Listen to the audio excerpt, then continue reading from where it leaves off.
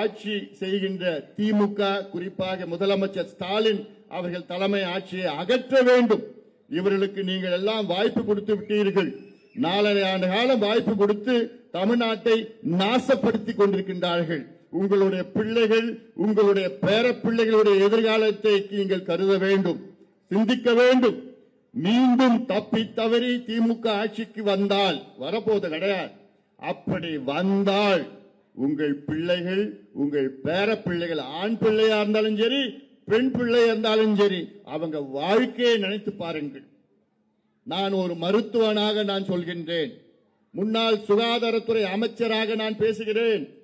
தமிழ்நாடு முழுவதும் சுற்றி பார்த்து வருகின்றேன், மக்களை சந்தித்து வருகின்றேன், மக்களுடைய மனதை நான் புரிந்திருக்கின்றேன். குறிப்பாக பெண்கள், பெற்றோர்கள், தாய்மார்கள் கதறிக் கொண்டிருக்கின்றார்கள், பயந்து கொண்டிருக்கின்றார்கள். 4.5 ஆண்டு காலம் திமுக ஆட்சியில சாதாரணமா முறையில பகல்ல ஒரு பெண் வீட்டுக்கு வெளியில போக முடியல. பகல்ல, ராத்திரில விட்டுடுங்க. அப்படி போனா கேலியும் கிண்டலுமா கையை பிடிச்சி இழுத்து அப்படி மோசமான ஒரு சூழல் இருக்கிறது. காரணம் திமுக ஆட்சி.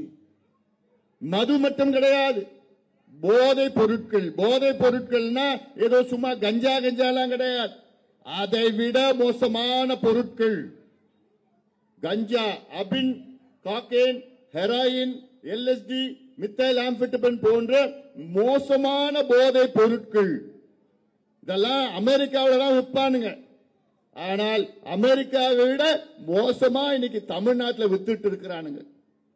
இதெல்லாம் உங்க பிள்ளைகள், பேர பிள்ளைகள் இதெல்லாம் பயன்படுத்தினா அவங்க வாழ்க்கை 6 மாதத்துல முடிஞ்சிடும்.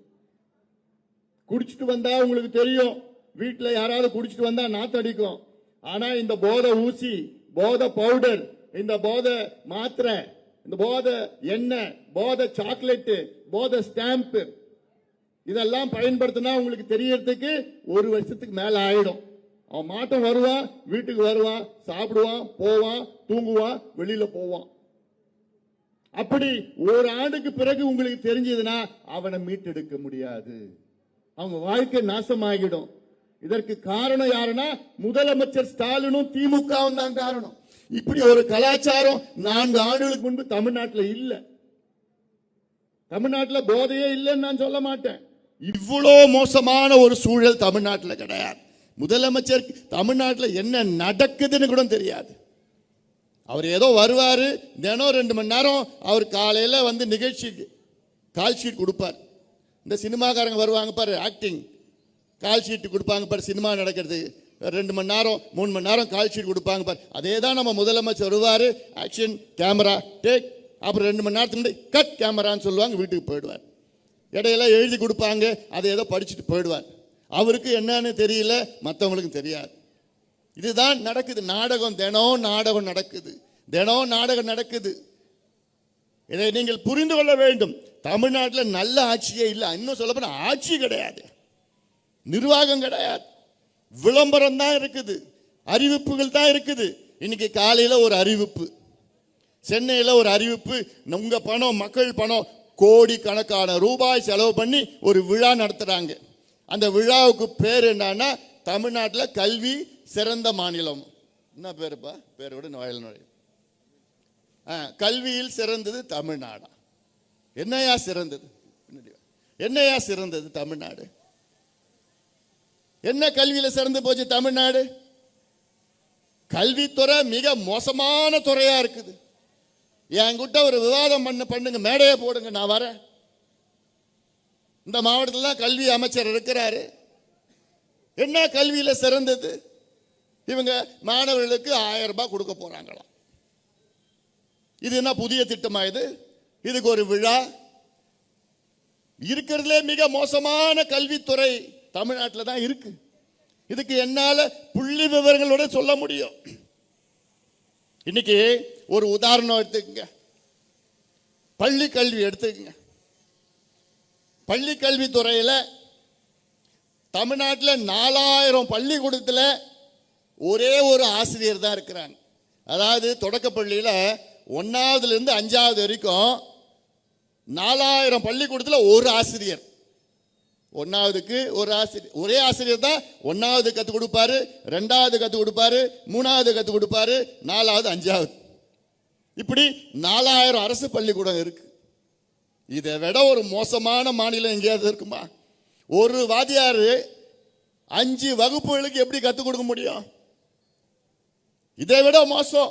தமிழ்நாட்டில் பள்ளி கல்வித்துறையில் 1 லட்சம் வகுப்பறையில் ஒரு வாத்தியார் கூட கிடையாது, ஒரு ஆசிரியர் கூட கிடையாது. 1 லட்சம் வகுப்பறைகள் கிளாஸ்ல, 1 லட்சம் கிளாஸ்ல ஒரே ஒரு ஆசிரியர் கூட கிடையாது.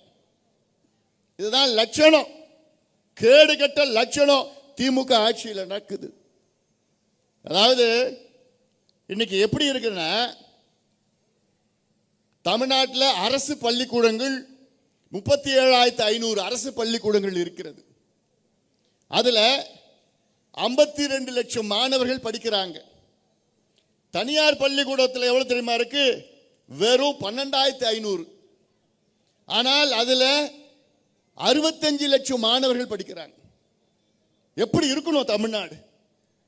இவங்க ஆட்சியில் 1967 ஆட்சி வர்றப்போ தமிழ்நாட்டில் 99.9% மாணவர்கள் அரசு பள்ளிக்கூடத்தில் படிச்சாங்க. 99.9% of the students of Tamil Nadu were studying in government schools. எப்போ? 1967 இவங்க ஆட்சிக்கு வரப்போ. ஆனா இன்னைக்கு சிந்தித்து பாருங்க, 37,500 அரசு பள்ளிக்கூடங்கள்ல வெறும் 52 லட்சம் பிள்ளைங்க தான் படிக்கிறாங்க. ஆனா சாதாரண 12,500 தனியார் பள்ளிக்கூடத்தில் 65 லட்சம் பிள்ளைங்க படிக்கிறாங்க. அப்போ இது என்ன கல்வித்துறை? என்னையா கல்வித்துறை? இதுல கேடு கட்ட தனமா நடந்துட்டு இருக்குது. இது யாரையா ஏமாத்துறீங்க? இதுல ஒரு தேர்தல் வாக்குறுதி வேற. ஸ்டாலின் அவர்கள் தேர்தலுக்கு முன்பு நாங்கள் ஆட்சிக்கு வந்தவுடன் கல்வித்துறைக்கு 3 மடங்கு அதிக நிதியை ஒதுக்குவோம். ஒதுக்குனீங்களாயா? இந்த கேள்வி வேற யாரும் கேட்க மாட்டாங்க தமிழ்நாட்டில். இந்த அன்புமணியை தவிர வேற யாருக்கும் இந்த கேள்வி கேட்க கூட தெரியாது. வாக்குறுதி வச்சிருக்கிறோம், நீங்க கொடுத்த வாக்குறுதி வச்சிருக்கிறோம், ஒரு புத்தகமும் போட்டு வச்சிருக்கிறோம். யாரையும் ஏமாற்ற முடியாது. எடப்பாடி பழனிசாமி அவர்கள் ஆட்சி காலத்தில் கடைசி ஆண்டு 2020-21 கல்வி நிதி ஆண்டுல கல்வித்துறைக்கு ஒதுக்கீடு 34,000 கோடி. 34,000 கோடியில ஸ்டாலின் அன்னைக்கு என்ன சொன்னாரு? ஆட்சி வருவதற்கு முன்பு 34,000 கோடி, அதை நான் 3 மடங்கு அதிகமாக்குவேன். இன்னைக்கு எவ்வளவு தெரியுமா கல்வித்துறையில ஒதுக்கீடு? 46,000 கோடி. வெறும் 12,000 கோடி அதிகப்படுத்தி இருக்கிறாங்க. எவ்வளவு? இந்த 4.5 ஆண்டு காலத்தில். ஆனா என்ன சொன்னாங்க? உங்களுக்கு பொய். நாங்கள் ஆட்சிக்கு வந்தவுடன் கல்வித்துறையில 1 லட்சம் கோடி ஒதுக்குவோம். 1 லட்சம் கோடி. அதுவும் கல்வித்துறையில மட்டும் சொல்லல, தமிழ்நாட்டு உள்நாட்டு உற்பத்தி GSDP கிராஸ் ஸ்டேட் டொமஸ்டிக் ப்ரொடியூஸ்ல அதுல நாங்க 3 மடங்கு. அப்படி பார்த்தா 1,76,000 கோடி ஒதுக்கணும். ஆனா வெறும் 12,000 கோடி கல்வித்துறையில். உயர்கல்வித்துறை எடுத்துக்கங்க. இன்னைக்கு 180 அரசு கலை மற்றும் அறிவியல் கல்லூரி இருக்கிறது. அதுல 100 கல்லூரியில முதல்வர்கள் பிரின்சிபல் கிடையாது. 100 கல்லூரியில கிடையாது. இதை விட இன்னும் மோசம் என்னன்னா, இதுக்கு முன்பு அரசு கல்லூரியில எல்லாம் நம்ம போட்டு அடிச்சுப்பாங்க பிள்ளைங்கள்லாம். நாங்க சேரணும், நாங்க சேரணும், நாங்க நானே எத்தனையோ கடிதம் கொடுத்திருக்கிறேன். ஆனா இன்னைக்கு காலியா இருக்கு. 1,30,000 பிள்ளைங்க, 36,000 பிள்ளைங்க சேர்ந்திருக்கணும். ஆனா இன்னைக்கு 96,000 பிள்ளைங்க தான் சேர்றாங்க. கிட்டத்தட்ட 35,000 காலி இடம் இருக்கு, 40,000 காலி இடம் இருக்குது. ஏன்னா உதவி பேராசிரியர்கள் இல்ல. எவ்வளவு பேர் இல்ல? 10,000 பேர் கிடையாது. 10,000 பேர் காலியா இருக்கு. அந்த பதவி தற்காலிகமா ஏதோ நியமனம் பண்ணி அவங்களுக்கு கொடுத்துட்டு இருக்க. இதுதான் கேடு கட்டத்தனமா கல்வித்துறை நடந்துட்டு. ஆனா இதுக்கு ஒரு விழா நடத்தி சுய விளம்பரம் படுத்திக்கிட்டு இந்த பிள்ளைங்களுக்கு எப்ப இன்னொரு 4 மாசம் ஆட்சி, இன்னும் 4 மாசம் தான் இருக்க போகுது. இன்னைக்கு நீ திட்டம், தினம் ஒரு திட்டம் அறிவிக்கிறாங்க. திட்டம் கிடையாது, அதெல்லாம் அவங்களை ஏமாத்துகின்ற ஒரு செயல், அவ்வளவுதான். அதனால நாம் தயவு செய்து ஏமாறாதீங்க. இவங்களால அடுத்த 4 மாதத்துல ஒன்றும் பண்ணவும் முடியாது, ஒன்றும் செய்யவும் முடியாது. உங்களுடன் ஸ்டாலின் ஒரு அறிவிப்பு அறிவிச்சாங்க, உங்ககிட்ட மனு வாங்கினாங்க. 4.5 ஆண்டு காலத்தில் உங்களால பண்ண முடியாதது அடுத்த 4 மாசத்துல பண்ண போறீங்களா நீங்க? அந்த மனு எங்க தூக்கி போட்டாங்க? குப்பையில தூக்கி ஆத்தங்கரையில தூக்கி போட்டானுங்க.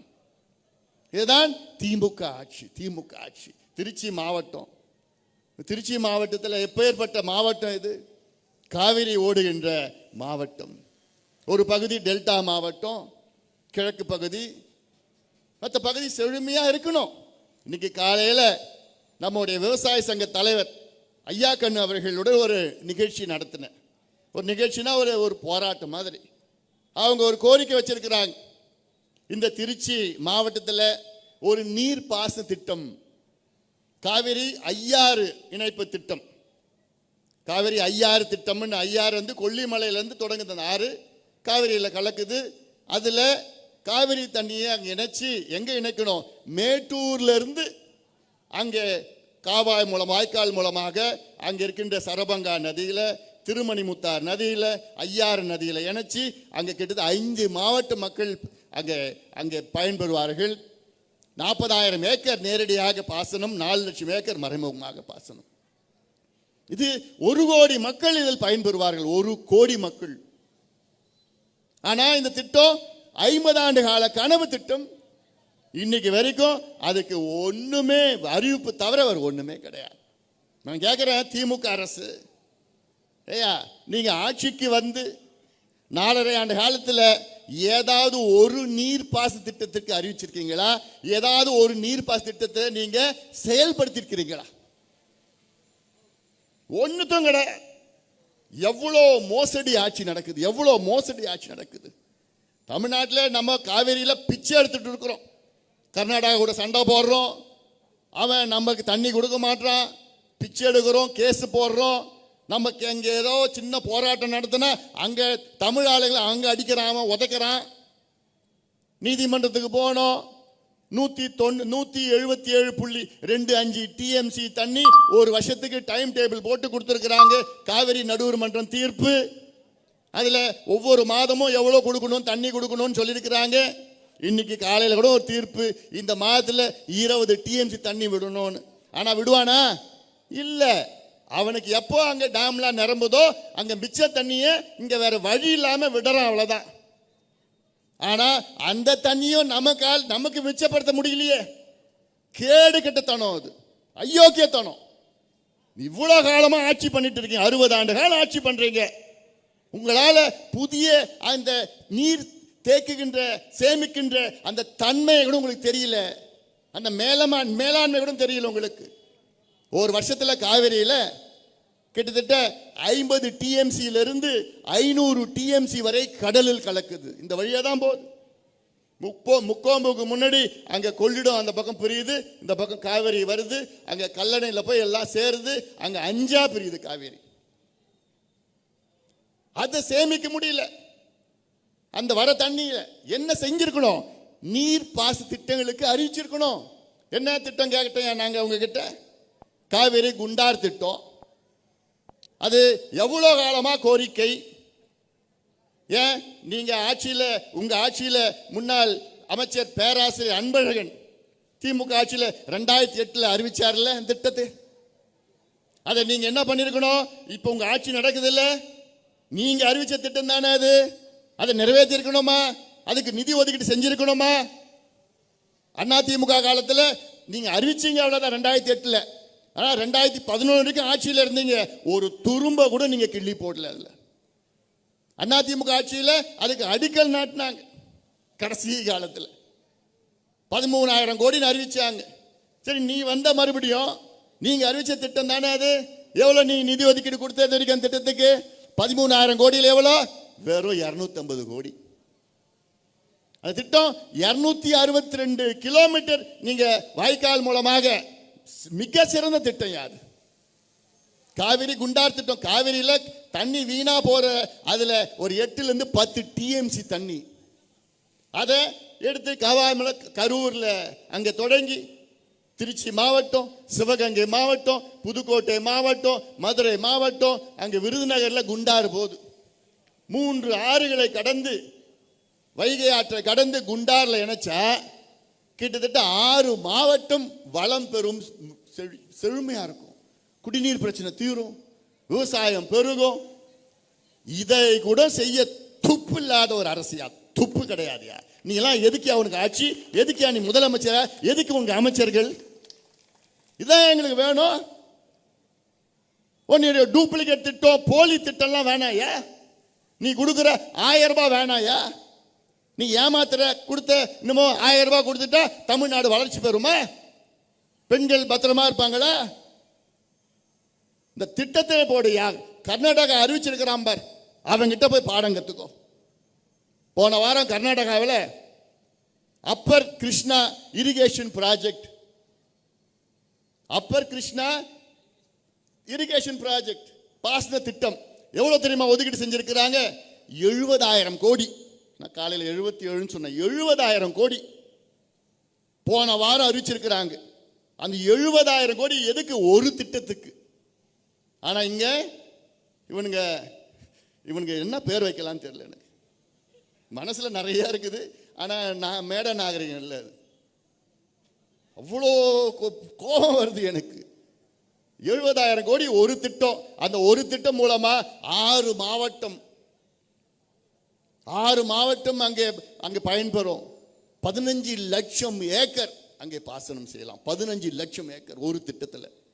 ஆனா இங்க காவேரி குண்டார் திட்டம் இருக்கு, ஒன்னுத்தையும் கண்டுக்கல. காவேரி ஐயாறு திட்டம், காவேரி மேட்டூர் உபரிநீர் திட்டம், தோனி மடு திட்டம், எண்ணேகோல் புதூர் தும்பலி திட்டம், எண்ணேகோல் படேதரா திட்டம், நந்தன் கால்வாய் திட்டம், பாலார் தென்பெண்ணை இணைக்கிற திட்டம், பாலார் செய்யார் திட்டம், அப்புறம் அத்திக்கடு அவிநாசி திட்டம் இன்னும் சரியான முறையில் முடிக்கல. 59வது கால்வாய் திட்டம், நல்லார் பாம்பார் திட்டம், பாண்டியார் புண்டம்புழா திட்டம், தாமிரபரணி நம்பியாறு கோழையார் பச்சையார் எலுமிச்சியார் திட்டம். இந்த திட்டங்கள்லாம் எவ்வளவு திட்டம்? ஏன் சோழர் பாசன திட்டம், எவ்வளோ திட்டங்கள் இருக்கியா? இதுல நீ உன் காசை போடியா? இதுல நீ உன் பணத்தை போடியா? இதான் வேணும் எங்களுக்கு. உன்னுடைய போலி திட்டம்லாம் வேணாயா? 1000 ரூபாய் காலையில் பெண்களுக்கு கொடுத்தினா அன்னைக்கு சாயங்காலம் எங்க போகுது அந்த 1000 ரூபாய்? டாஸ்மார்க் கடைக்கு போகுது. வீட்டுக்காரனோ பிள்ளையோ பிடிங்க எடுத்துன்னு போய் குடிச்சிட்டு வந்துடுறாங்க, முடிஞ்சு போச்சு. ஆனால் 1000 ரூபாய் கொடுத்தேன், 1000 ரூபாய் கொடுத்தேன். 1000 ரூபாய் யாரையா வேணும்? இந்த பிள்ளைங்களை படிக்க வை, படித்த பிள்ளைங்களுக்கு வேலையை அனுப்பு, சுயமரியாதையோட நாங்கள் வாழணும். உன் பிச்சை வேணாயா எங்களுக்கு? இதான் என் நிர்வாகம், ஏன் நிர்வாகம்? ஏன் நாங்கள் கேட்குறோம்? கேடுகிட்ட ஒரு ஆட்சி நடக்குது, கேடுகட்ட ஆட்சி நடக்குது. இதெல்லாம் நீங்கள் சிந்தியுங்கள். போன வாரம் நான் டெல்டா பகுதிக்கு போயிட்டு வந்தேன். தஞ்சாவூர், திருவாரூர், நாகை, மயிலாடுதுறை. வயிறு எரிஞ்சு வந்தேன் நான். அவ்வளோ மோசமாக இருக்குது டெல்டா பகுதி. திருச்சியிலையும் கொஞ்சம் கிழக்கு பகுதி டெல்டாவில் தான் வருது. ஆனால் அவ்வளோ மோசமாக விவசாயிகள் பாவப்பட்ட மக்களாக இருக்கின்றார்கள். நமக்கு உணவளிக்கின்ற விவசாயிகள் என்னுடைய கடவுளா நான் பார்க்கிறேன். என்னுடைய கடவுள் விவசாயிகள், எனக்கு சோறு போற கடவுள். ஆனால் இன்னைக்கு அவங்க முதுகெலும்பை உடைச்சி நாசப்படுத்தி விவசாயிகள் பிச்சை எடுக்கின்ற நிலைமைக்கு திமுக கொண்டு வந்துட்டானுங்க. அவங்களுக்கு அதை எதை பற்றியும் கவலை இல்லை. கொள்ளடிக்கணும், கொள்ளையோ கொள்ளடிக்கணும். ஏன் மண்ணை கொள்ளடிச்சானுங்க, மலையை கொள்ளடிச்சானுங்க, கிரனைட்டை கொள்ளடிச்சானுங்க, தாது மண்ணில் கொள்ளடிச்சானுங்க. இப்போ அதுக்கு மேலே ஒரு படி கிட்னியை கொள்ளடிக்கிறானுங்க. இங்கதான் இந்த நாமக்கல் திருச்செங்கோடு பகுதியெல்லாம் பாவம் அங்கே நெசவு பண்ணிட்டு இருக்கிறாங்க. இந்த ஃபேக்ட்ரியில் வேலை செய்கிறாங்க தொழிலாளர். அவங்கள கூட்டும் போய் உனக்கு 2 லட்சம் கொடுக்குறேன், 4 லட்சம் கொடுக்குறேன், உன் கிட்னி ஒன்று கொடு. அதை கண்டுபிடிச்சி யாருன்னு கண்டுபிடிச்சாங்க. யாருன்னா திமுக சார்ந்தவர்கள் தான். அதுக்கு பிறகு சென்னை உயர்நீதிமன்றம் மதுரை கிளை ஒரு தீர்ப்பு வழங்குகிறது. என்ன தீர்ப்பு? தென்மண்டல புலன் விசாரணை காவல்துறை இந்த வழக்கை எடுத்து நடத்தணும்னு. யாரு? உயர்நீதிமன்றம் ஒரு தீர்ப்பு. High court of Madras Madurai branch. என்னன்னு? தென்மண்டலம் புலன் விசாரணை காவல்துறை இது விசாரணை பண்ணுங்க. இதுக்கு திமுக அரசு எங்க போயிருக்காங்க? உச்ச நீதிமன்றத்துக்கு மேல்முறையீடு. மானங்கட்ட அரசியா நீங்களா? மானங்கட்டவங்களா நீங்களாம்? உனக்கு உண்மையிலே யாரு தப்பு பண்ணியிருக்கிறா, யாரு குற்றம் பண்ணியிருக்கிறா, அவங்கள பிடிச்சி தண்டனை கொடுக்கணும். ஆனா நீ என்ன பண்ற? காப்பாத்துறதுக்கு செஞ்சவனை காப்பாத்துறது நீ எங்க போற? உச்ச நீதிமன்றம் மேல்முறையீடு பண்ற நீ. இதுதான் திமுக ஆட்சியினுடைய லட்சணம். மானங்கட்ட ஆட்சி, அதெல்லாம் கேடுகட்ட ஆட்சி. இந்த ஆட்சிக்கு முற்றுப்புள்ளி வையுங்கள், முற்றுப்புள்ளி வையுங்க தமிழக மக்களே. அதனால தான் நான் ஒரு ஊரா போய் சொல்லிட்டு வரேன். நான் ஒவ்வொரு துறையும் மோசமான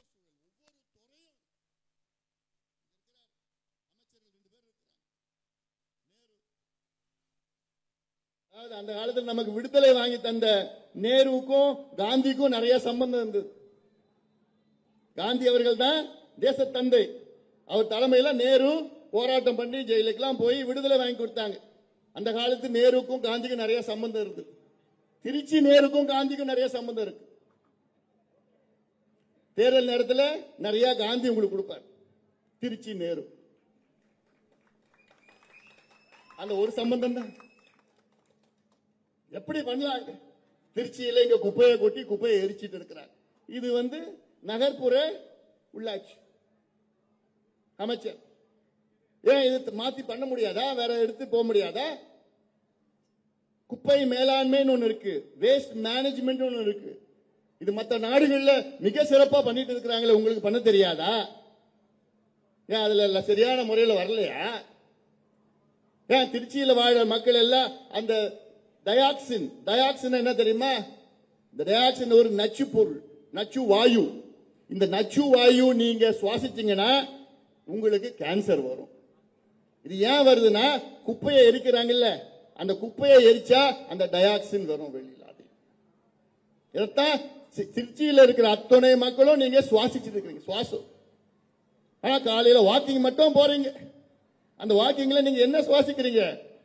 நீங்க காவிரி காற்று நினைச்சுக்காதீங்க, குப்பையை எரிக்கிற காத்து தான் திருச்சி மக்கள் எல்லாம் நீங்க சுவாசிக்கிறீங்க. இதெல்லாம் நீங்கள் சிந்திக்கணும், நீங்க சிந்திக்கணும். காந்தி மார்க்கெட் இது பிரச்சனை, காலகாலமா எவ்வளவு காலமா பிரச்சனை. காந்தி மார்க்கெட் கிட்டத்தட்ட 5000 பேர் 10,000 பேர் அங்க நம்பி இருக்கிறாங்க. இது எங்கேயோ கூட்டும் போய் வெளியில வச்சாங்க. எவ்வளவு தூரம் போவாங்க மக்கள்? போவாங்க. ஏகப்பட்ட பிரச்சனைகள் இங்க உள்ளூர் மக்கள் பிரச்சனைகள் இருக்குது. ஆனாலும் நம்ம தமிழ்நாட்டை பாருங்கள், தமிழ்நாடு முழுவதும் இருக்கிற பிரச்சனைகளை நீங்கள் பாருங்கள். ஒவ்வொரு துறையும் மோசமான துறையாக இருக்கிறது. தமிழ்நாட்டில் முதலமைச்சருக்கு நிர்வாகம்னா என்னன்னு கூட தெரியாம இருக்கு. இன்னைக்கு கர்நாடகா உயர்நீதிமன்றம் ஒரு தீர்ப்பை வழங்கி இருக்கிறது. என்ன தீர்ப்பு தெரியுமா? சமூக நீதிக்கான ஒரு தீர்ப்பு.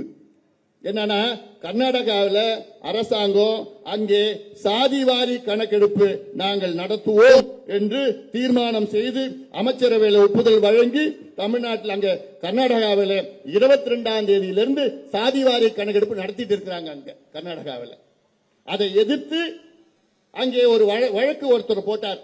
அந்த வழக்கு இன்னைக்கு கர்நாடகா உயர்நீதிமன்றத்தில் வந்தது. அந்த வழக்கு, அந்த வழக்குக்கு தீர்ப்பு கொடுத்த நீதிபதிகள் என்ன சொன்னாங்க தெரியுமா? சாதிவாரி கணக்கெடுப்பு நடத்துவதற்கு கர்நாடகா அரசுக்கு அனைத்து உரிமைகளும் இருக்கிறது,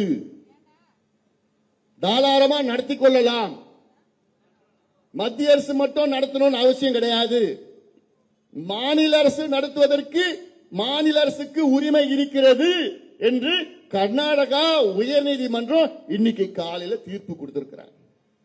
இதற்கு பிறகும் இங்கே முதலமைச்சர் ஸ்டாலின் அவர்கள் எங்களுக்கு அதிகாரம் இல்லைன்னு சொல்லுவாரா? ஏன்னா இவ்வளவு காலமா ஸ்டாலின் அவர்கள் தமிழ்நாட்டில் தமிழக அரசு சாதிவாரி கணக்கெடுப்பு நடத்துவதற்கு எங்களுக்கு அதிகாரம் இல்லை, மத்திய அரசு தான் நடத்தணும்னு ஒரு பொய்யை மீண்டும் மீண்டும் சொல்லிக் கொண்டு வருகின்ற மானங்கெட்ட சமூக நீதிக்கான ஒரு துரோகி அரசு திமுக அரசு. எவ்வளவு பெரிய ஒரு மோசடி நடக்குது. சமூக நீதி நமக்கு வேணும்யா. சமூக நீதினா என்னையா? பாதாளத்தில் இருக்கின்ற சமூகங்கள் முன்னேறணும், படிக்கணும், வேலைக்கு போகணும், மற்ற முன்னேறிய சமூகங்களுக்கு நிகராக முன்னேற்றம் அடைய வேண்டும். இதுதான் சமூக நீதி. இதற்கு அடித்தளம் என்ன? டேட்டா வேணும், தரவுகள் வேணும். கணக்கெடுப்பு நடத்தணும். இதே கணக்கெடுப்பு கர்நாடகாவில் 10 ஆண்டுகளுக்கு முன்பு நடத்திட்டாங்க. இப்ப 2வது முறை நடத்துறாங்க. தெலுங்கானாவில் போன வருஷம் நடத்தி முடிச்சிட்டாங்க. பீகாரில் நடத்தி முடித்து 2 ஆண்டுகள் ஆகிறது. ஒரிசாவில் போன வருஷம் நடத்தி முடிச்சிட்டாங்க. ஆந்திராவிலையும் ஜார்க்கண்ட்லையும் நடத்திட்டு இருக்கிறாங்க. இவ்வளோ மாநிலம் நடத்திட்டு இருக்கிறாங்க. ஆனா நம்மால் ஸ்டாலின் அவர்கள் எங்களுக்கு அதிகாரம்லாம் இல்லைங்கோ. இப்படி ஒரு மோசடியான ஒரு முதலமைச்சர் எங்கேயா பார்த்திருக்கீங்களா? ஏன் முதலமைச்சர் அவர்களே, என்ன பயம் உங்களுக்கு? என்ன பிரச்சனை? ஏன் தமிழ்நாட்டில் நடத்த மாட்டீங்க? கர்நாடகாவில் 2 முறை நடத்துறாங்க, மற்ற மாநிலம் எல்லாம் நடத்தி முடிச்சிட்டாங்க. உங்களுக்கு என்ன அதிகாரம் இல்லைன்னு நீங்க சொல்றீங்க? என்ன அதிகாரம் இல்லை?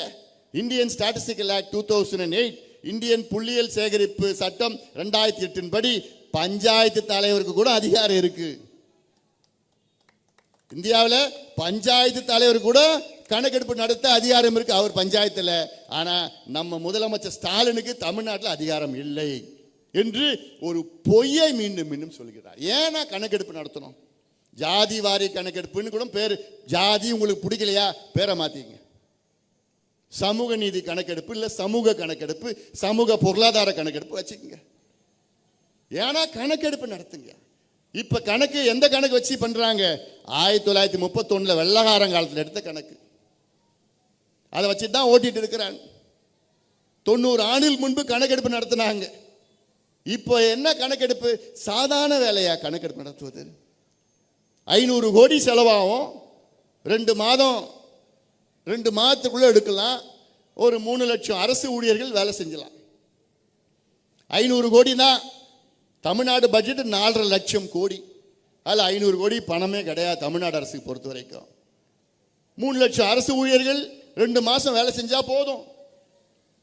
இந்த கணக்கெடுப்பு ஏன் கேட்கிற? தமிழ்நாட்டில் 2 கோடி குடும்பம் இருக்கு. அந்த 2 கோடி குடும்பமும் என்ன நிலையில் இருக்குன்னு ஒரு கணக்கெடுப்பு நடத்த முடியாது அவங்களால? தெரிஞ்சுக்கிறது ஆசை இல்லையா அவங்களால? யாருக்கு வேலை கிடைக்குது, யாருக்கு வேலை கிடைக்கல, யாருக்கு படிப்பு கிடைக்கல, அந்த கணக்கெடுப்பு நடத்த உங்களால முடியாதா? சலவை தொழிலாளர்கள் இருக்காங்க, இல்ல முடி திருத்துற சமுதாயம் இருக்குது, மலை கூறவர்கள் இருக்கிறாங்க, மீனவர்கள் இருக்கிறாங்க, முத்திரையர்கள் இருக்கிறாங்க, யாதவர்கள் இருக்கிறாங்க, வன்னியர்கள் இருக்கிறாங்க, தேவேந்திர குல தேவர் இருக்காங்க, எல்லா சமுதாயம் இருக்குது. ஒவ்வொரு சமுதாயத்திலையும் சமுதாய ரீதியில் எடுக்க வேண்டாம். நீ என்ன பண்ணு?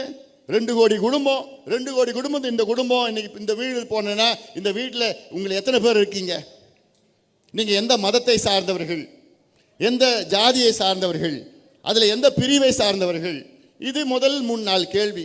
அதுக்கு பிறகு இது உங்க வீடு சொந்த வீடா வாடகை வீடா, இந்த வீடு கல்லு வீடா ஓட்டு வீடா குடிசை வீடா, எவ்வளவு பெரிய வீடு, இந்த வீட்டில் கரண்ட் இருக்குதா, தண்ணி இருக்குதா, பாத்ரூம் இருக்குதா, எத்தனை பாத்ரூம் இருக்கு, எத்தனை பேர் படிக்கிறாங்க, எத்தனை முதல் பட்டதாரி, பெண்கள் எத்தனை பேர் படிச்சிருக்கிறாங்க, அரசு வேலைக்கு எத்தனை பேர் போறாங்க, என்ன சம்பளம் வாங்குறாங்க, வீட்டில் சைக்கிள் இருக்குதா, பைக் இருக்குதா, கார் இருக்குதா. இப்படி 70 கேள்விகள் 2 கோடி குடும்பத்திலையும் இந்த கேள்வி கேட்டு நீங்க பதில் வாங்கிட்டு வந்தீங்கன்னா போதும். இதுதான் டேட்டா. இந்த டேட்டா வச்சு அடுத்த 50 ஆண்டு காலம் நம்ம இந்த அடக்கப்பட்ட, ஒடுக்கப்பட்ட, வஞ்சிக்கப்பட்ட, தாழ்த்தப்பட்ட அடித்தள மக்களை உயர்த்தலாம். Micro level planning. அடுத்த இன்னொரு உதாரணம் நான் சொல்றேன். பட்டியலின மக்கள் இருக்கிறாங்க. பட்டியலின மக்கள்லாம் தாழ்த்தப்பட்ட சமுதாயம், ஷெட்யூல் காஸ்ட், எஸ்சி. பட்டியலின மக்களுக்கு தமிழ்நாட்டில் 18 விழுக்காடு இடஒதுக்கீடு. அந்த பட்டியலின மக்கள் 3 பெரிய பிரிவுகள் இருக்கிறது. தேவேந்திர குல வேளாளர், ஆதி திராவிடர்கள், அருந்ததியர்கள். தேவேந்திர குல வேளாளர்கள் இங்கே திருச்சி தெற்கே இருக்கிறாங்க. ஆதி திராவிடர்கள் வடக்கில் இருக்கிறாங்க. அருந்ததியர்கள் மேற்கு பகுதியில் இருக்கிறாங்க. 3 பெரிய பிரிவு. ஆனால் அதில் 78 உட்பிரிவுகள் இருக்கிறது. இந்த 78 உட்பிரிவுகளில் 8 பிரிவு கிட்டத்தட்ட 18%ல 15% வேலையும் படிப்பும் எடுத்துட்டு போறாங்க. மீதி இருக்கிற 70 உட்பிரிவுகளுக்கு 3% தான் கிடைக்கல அவங்களுக்கு. அப்போ இந்த கணக்கெடுப்பு நடத்தினா யாருக்கு கிடைக்குது யாருக்கு கிடைக்கல கிளீனா தெரிஞ்சிடும். இந்த 18% நீங்க 6ஆ பங்கிட்டுங்க, இல்ல 5ஆ பங்கிட்டுங்க, இல்ல 4ஆ பிரிங்க. பிரிச்சு யார் யாருக்கு கிடைக்கலையோ அவங்களுக்கு முழு ப்ரையாரிட்டி கொடுங்க. அவங்களுக்கு கொடுங்க அதிகமா. எம்பிசி 115 சமுதாயம் இருக்கு. இதுல யாருக்கு கிடைக்குது யாருக்கு கிடைக்கல தெரியுமா? இல்ல. எல்லாம் ஒன்னா சேர்ந்து அடிச்சு புடிச்சு போட்டி போட்டுட்டு யார் அதிகமா வெற்றி பெறுவாதில்ல? 115 சமுதாயம் எம்பிசியில் யார் வெற்றி பெறுவா? யார் அதிகமா இடம் பிடிச்சிட்டு போவாங்க? எந்த சமுதாயம் தெரியாது. யார் அதிகமாக பிடிப்பாங்கன்னா நகரத்தில் வாழ்கின்ற பணக்கார அப்பா, அவங்க பிள்ளைங்க கான்வென்ட்ல படிப்பாங்க, இங்கிலீஷ் மீடியம்ல படிப்பாங்க, கோச்சிங் சென்டர்ல 2 லட்சம் 3 லட்சம்னு செலவு பண்ணி கோச்சிங் பெறுவாங்க.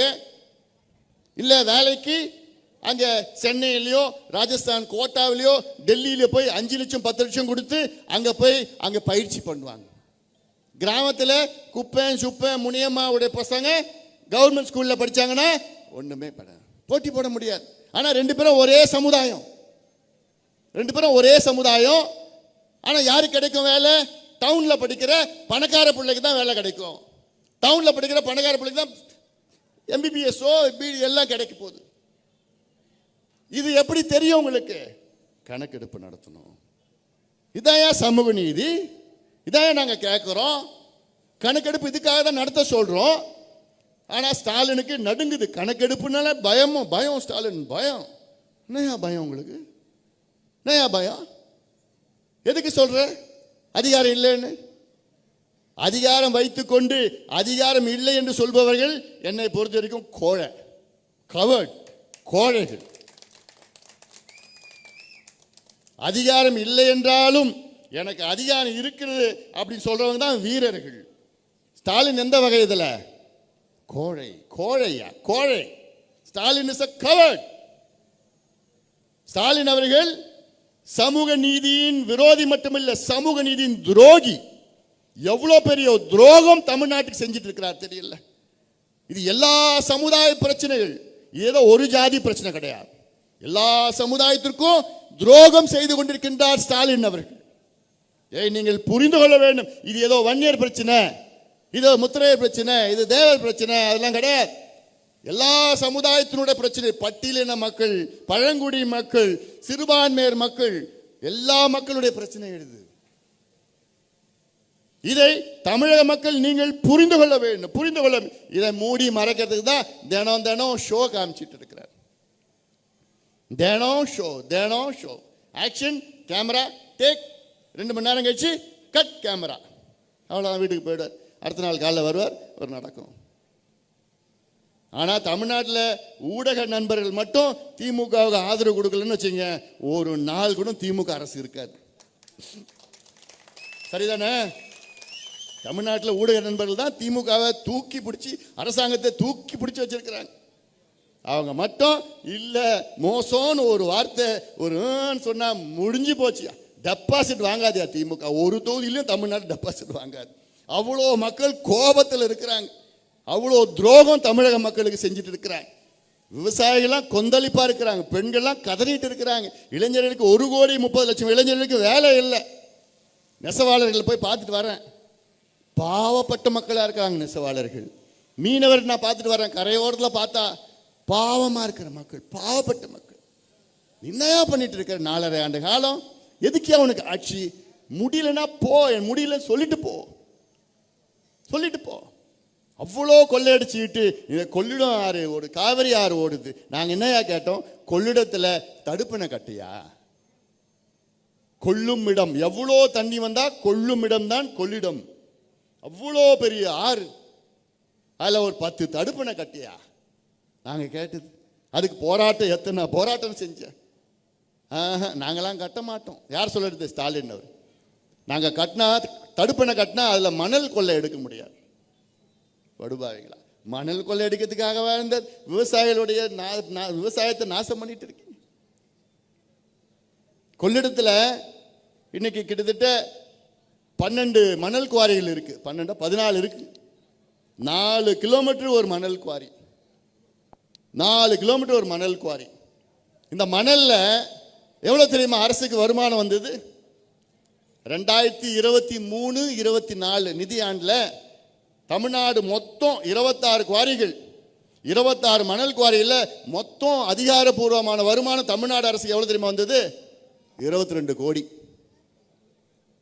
22 கோடி, வெறும் 22 கோடி ஒரு வருஷம் முழுவதும். தமிழ்நாட்டில் 26 குவாரியில் மணல் எடுத்த கணக்கு 22 கோடியாம். ஆடா பாவிங்களா, உங்களுக்கே அடுக்காதையா? அது என்ன கணக்கு தெரியுமா? மொத்தத்தில் அந்த ஒரு வருஷத்தில் 9500 யூனிட் மணல் எடுத்தாங்களாம் ஒரு வருஷத்தில். அப்ப என்ன தெரியுமா கணக்கு வருது?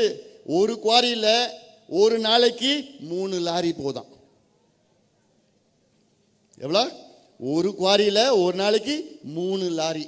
அப்படியா? ஒரு நிமிஷத்துல 3 லாரி. ஒரு நிமிஷத்துல அப்படி கொட்டும். பொக்கல கொண்ட கொட்டு இந்த கொட்டு அப்படி கொட்டு. இதான் கிலோமீட்டர் கணக்கில் நிக்குது. 10 கிலோமீட்டர் நிக்குது ஒவ்வொரு நாளும். அவ்வளோ மோசடி. 40,000 கோடி ஒரு வருஷத்துக்கும் கொள்ளடிச்சிட்டு இருக்கிற திமுக கணக்கு 22 கோடி. டாஸ்மார்க்ல என்ஃபோர்ஸ்மெண்ட் டைரக்டர் இடி ஒரு ரேட் பண்ணாங்க. அதுல 1000 கோடி. டாஸ்மார்க்ல இந்த போக்குவரத்துல டிரான்ஸ்போர்ட்ல ஊழல் 1000 கோடி ஊழல். சும்மா லேசா கீறி பார்த்தாங்க, லேசா கீறினாங்க 1000 கோடி. உடனே அரசு எங்க போயிடுச்சு? தமிழ்நாடு அரசு உச்ச நீதிமன்றம். அன்னை உச்ச நீதிமன்றம் அங்கே ஸ்டே கொடுத்துருக்கிறாங்க. எதுக்கு ஸ்டே கொடுத்தாங்க தெரியல. இதுதான் நடந்து கொண்டிருக்கிறது. எல்லா துறைகளும் கொள்ளையோ கொள்ளையடித்துக் கொண்டிருக்கின்ற தமிழக அரசை அகற்றுவோம், திமுகவை அகற்றுவோம். அகற்றுகின்ற காலம் நேரம் வந்துவிட்டது. அதற்கு தயாராகுங்கள், தயாராகுங்கள், தயாராகுங்கள். மோசடி ஆட்சியை தூக்கி எறியுங்கள், ஊழல் ஆட்சியை தூக்கி எறியுங்கள். இதோ ஒரு புத்தகத்தை நான் போட்டிருக்கிறேன். விடியல் எங்கேன்னு ஒரு புத்தகம். விடியல் எங்கேன்னு புத்தகம். இதில் என்னன்னா, போன மாதம் வெளியிட்ட அந்த புத்தகத்தை நீங்கள் படிங்க, ஆன்லைனில் இருக்கு. இதில் திமுக உங்களுக்கு தமிழக மக்களுக்கு 505 வாக்குறுதிகளை கொடுத்தார்கள் தேர்தலுக்கு முன்பு. அதில் வெறும் 66 வாக்குறுதிகளை நிறைவேற்றிருக்கின்றார்கள். வெறும் 66. ஆக மொத்தம் பார்த்தீங்கன்னா மொத்தம் 13% வாக்குறுதிகளை மட்டும்தான் நிறைவேற்றிருக்கிறாங்க. வெறும் 13%. 13%னா எவ்வளோ? பாஸ் மார்க் எக்ஸாமில் எவ்வளோ பாஸ் மார்க்கு? 35. ஆனால் திமுக எவ்வளோ மார்க் எடுத்திருக்கு? வெறும் 13 எடுத்திருக்கு. 13 மார்க் எடுத்து திமுக ஃபெயில் ஆயிடுச்சு. திமுக ஃபெயில் ஆயிடுச்சு. ஃபெயிலான அரசு மறுபடியும் ஆட்சிக்கு வர முடியுமா? போ, கிளம்பு, வீட்டுக்கு போ, வீட்டுக்கு போ. நீ ஃபெயில் ஆயிட்டயா? நீ ஆட்சி செய்யறதுக்கு உனக்கு தகுதி கிடையாது, உனக்கு திறமை கிடையாது, தகுதி கிடையாது, எதுவும் தெரியாது. அதனால்தான் வெறும் 13 மார்க் எடுத்திருக்கு திமுக. இது சும்மா நான் சொல்லல, புத்தகத்தில் இருக்கு, தெளிவா இருக்கு. இதுல ஒரு பாலம், உடஞ்சி போன பாலம் கவர்ல போட்டிருக்க படம். இங்க கொள்ளிடத்துல கொஞ்ச நாளுக்கு முன்னாடி உடஞ்சி போச்சு ஒரு பாலம், 7 கோடியில் கட்டி உடஞ்சி போச்சு இல்ல. அதே போல ஒரு பாலம் தண்டராம்பட்டில் திருவண்ணாமலையில நம்முடைய எத்திராஜுலு வஜ்ரவேலு என்கின்ற ஏவா வேலு கட்டின பாலம். அது திருவண்ணாமலையில் 16 கோடியில் கட்டினார் 3 மாசம். ஆக இந்த பாலம் போன்றுதான் திமுக. தரமற்ற பாலம், தரமற்ற திமுக, தரமற்ற அரசு, தகுதியற்ற அரசு திமுக அரசு. இதை அகற்றுங்கள், தூக்கி எறியுங்கள். ஒரு புரட்சி நடக்கணும். இந்த புரட்சினா இப்ப சமீபத்தில் நேபாள் நாட்டில் நடந்தது பார்த்தீங்களா? 2 வாரத்துக்கு முன்பு நேபாளில் ஒரு புரட்சி, ஆட்சி மாற்றம் நடந்தது. ஆனால் செய்த விதம் தவறு. வன்முறையில் ஈடுபட்டாங்க, தவறு. ஆனால் செய்கின்ற காலம், ஏன்னா நேபாள் அரசு ஊழல் செய்கின்ற அரசா இருந்தது. அங்க எல்லாமே ஜெனரேஷன் ஜி, ஜெனரேஷன் ஜி, இவங்க தான் எல்லாம் ஒன்னா சேர்ந்து எங்களுக்கு ஆட்சி மாற்றம் வேண்டும் என்று உங்களை போன்ற என் தம்பிகளும் என் தங்கைகளும் அங்கே நேபாளிலே ஆட்சி மாற்றம். உங்களால் தமிழ்நாட்டில் செய்ய முடியாதா? இதே செய்ய முடியும். கடந்த ஆண்டு பங்களாதேஷில் நடந்தது. இதே ஜென் ஜி அங்கே ஒரு போராட்டம் பண்ணாங்க, ஆர்ப்பாட்டம் பண்ணாங்க, அங்கேயும் வன்முறை நடந்தது. ஆனால் அங்கே ஆட்சி மாற்றம் நடந்தது. 2 ஆண்டுகளுக்கு முன்பு இலங்கையிலே ஒரு ஆட்சி மாற்றம் நடந்தது. இதே இளைஞர்கள் அங்கே ஆட்சி மாற்றம் செய்தார்கள். ஆக இலங்கையிலே நடந்தது ஆட்சி மாற்றம் இளைஞர்களால, பங்களாதேஷில் நடந்தது, நேபாள் நடந்தது, உங்களை போன்ற இளைஞர்களால் நடந்தது. உங்களால் செய்ய முடியாதா? நிச்சயமா செய்ய முடியும். நீங்கள் மனது வைத்தீர்கள் என்றால் தமிழ்நாட்டிலே ஒரு ஆட்சி மாற்றம் வர வேண்டும். இந்த ஊழல் ஆட்சி, தகுதியற்ற ஆட்சி, திறமையற்ற ஆட்சி, மக்கள் விரோத ஆட்சி, பெண்களுக்கு எதிரான ஆட்சியை. பெண்கள்லாம் எனக்கு முன்னாடியே ஒரு தங்கச்சி பேசினாங்க பாரு, என்னன்னு எங்களுக்கெல்லாம் பயமா இருக்குது, வெளியில போறதுக்கு, ரோடுக்கு போறதுக்கு பயமா இருக்குது, படிக்க போறதுக்கு பயமா இருக்கு, வேலைக்கு போறதுக்கு பயமா இருக்கு, காலேஜுக்கு போறதுக்கு பயமா இருக்கு. பயம். 4 வயசு குழந்தையும் விட்டு வைக்கல, 80 வயசு பாட்டியும் விட்டு வைக்கல. 80 வயசு பாட்டியும் விட்டு வைக்கல. ஏன்? போதையில் இருக்கிறான். குடிக்கிறது மட்டும் இல்லை, அது குடிக்கு மேல கஞ்சா, அந்த பவுடர், ஊசி பவுடர், மாத்திரை, என்னென்ன கிடைக்குது எல்லாம் போட்டுக்கிட்டு மிருகமா மாறிடுறான். மிருகமா மாறினானா அவனே யாருன்னு தெரியாது, அவனுக்கு தெரியல. இதுதான் தமிழ்நாட்டினுடைய அன்றாட நிலை. இது கேடுகட்ட ஆட்சியா.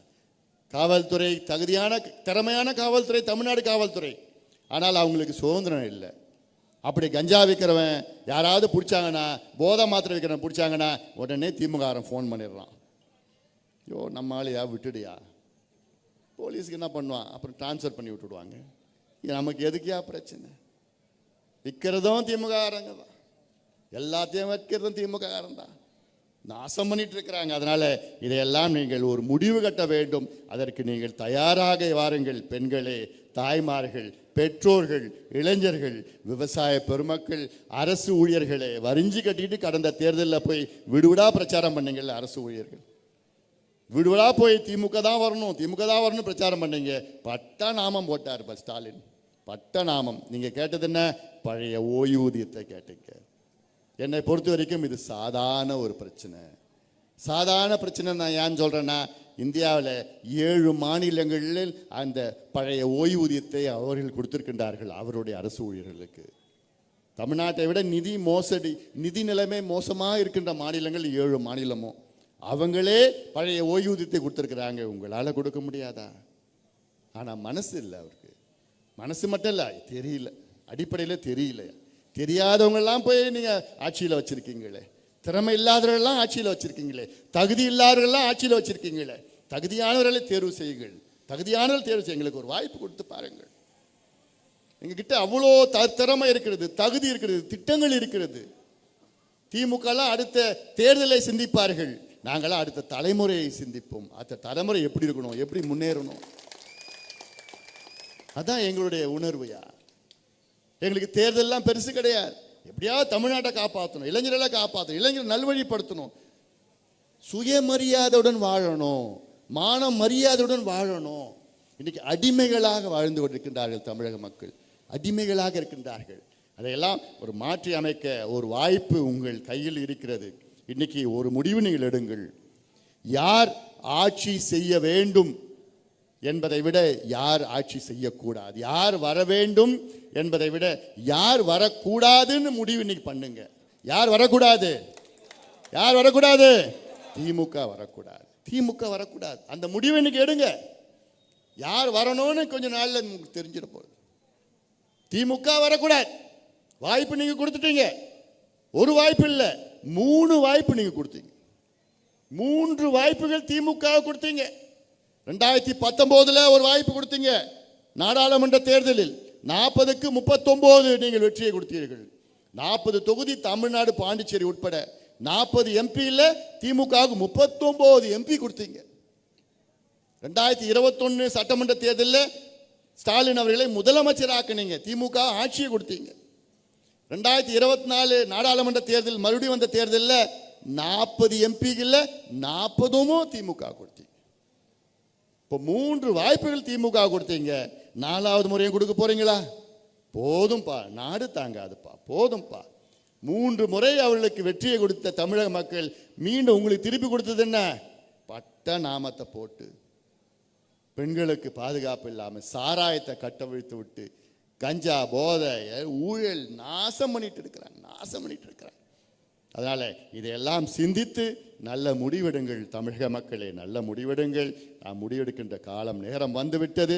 அதற்கு தயாராகுங்கள். இந்த கொடுங்கோல், இந்த மோசடி ஆட்சி, ஊழல் ஆட்சி, பெண்களுக்கு எதிரான ஆட்சி, இளைஞர்களுக்கு எதிரான ஆட்சி, பெற்றோர்களுக்கு எதிரான ஆட்சி, கொடுங்கோல் திமுக ஆட்சியை நாம் எல்லோரும் இணைந்து அகற்றுவோம். நாம் உரிமைகளை நாம் மீட்டெடுப்போம். நன்றி.